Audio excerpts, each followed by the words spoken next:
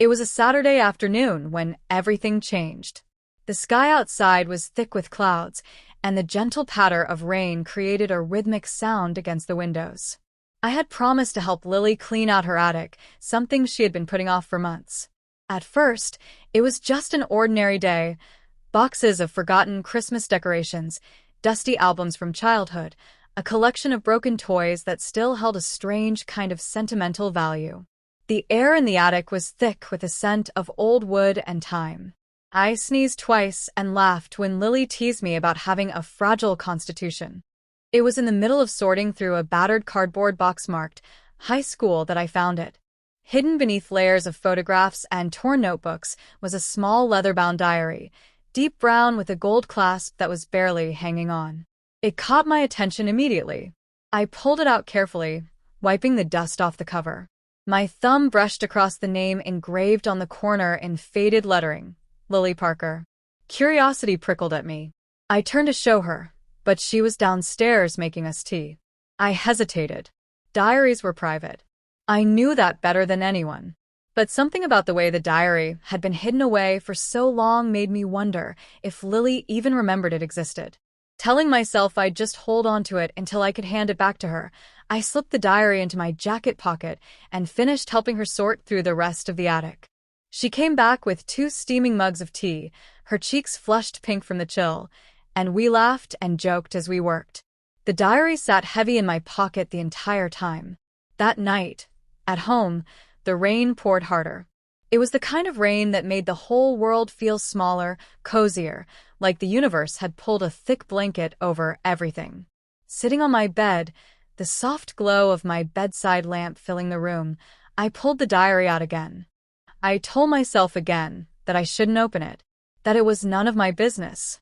But the clasp had already come undone in my pocket. The first few pages fluttered open on their own, like the diary itself was inviting me in. Before I could think better of it, I started to read. The entries were simple at first. Lily's handwriting was neat, each word carefully formed.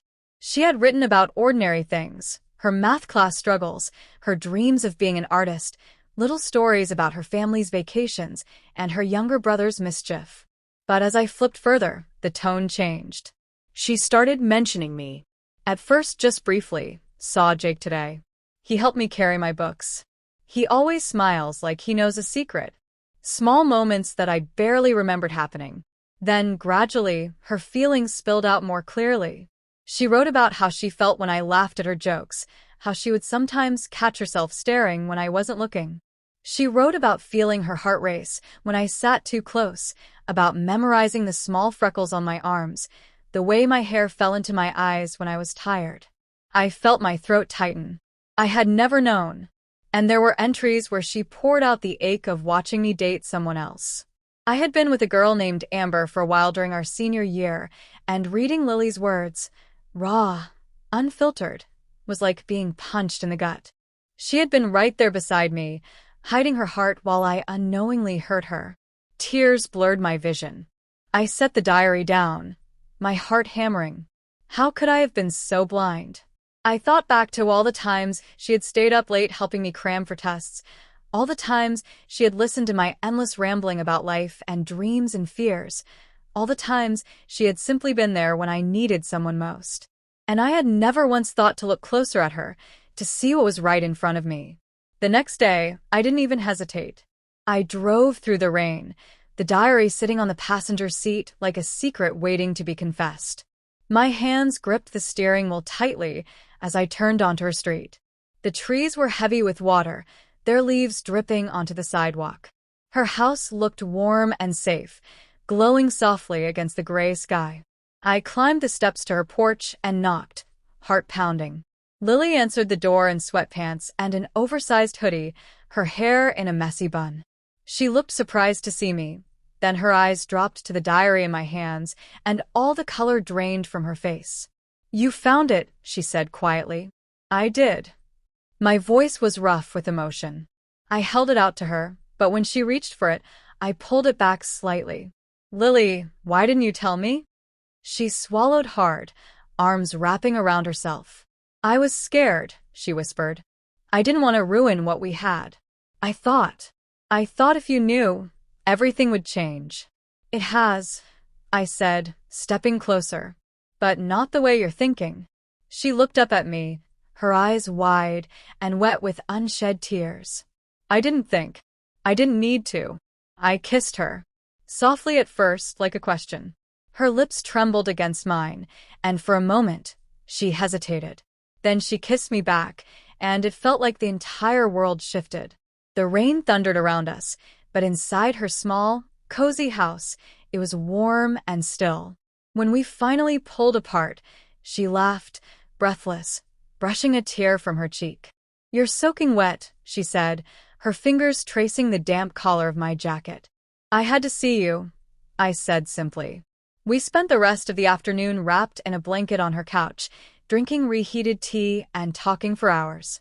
She told me everything, how long she had loved me, how hard it had been to keep it secret, how many times she had almost said something but lost her nerve.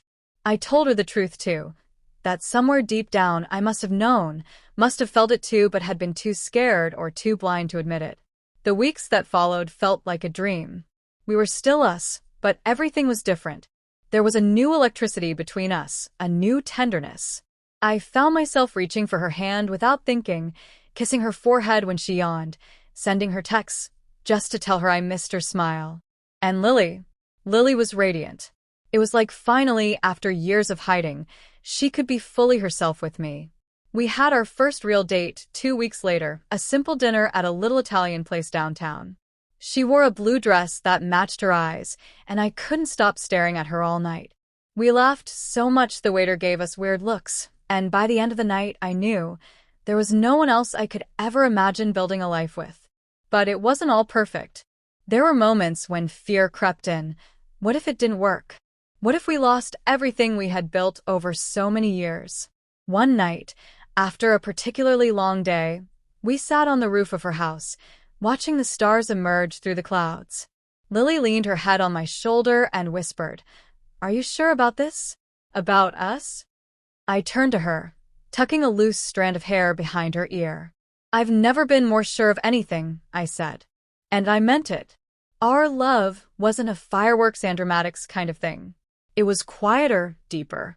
It was built on shared memories, on all the times we had lifted each other up without even realizing it. It was built on trust, laughter, forgiveness, and 1,000 tiny moments that had led us here. I found her diary by accident. But loving her, truly loving her, was no accident at all. It was fate. And from that rainy afternoon forward, everything changed for the better.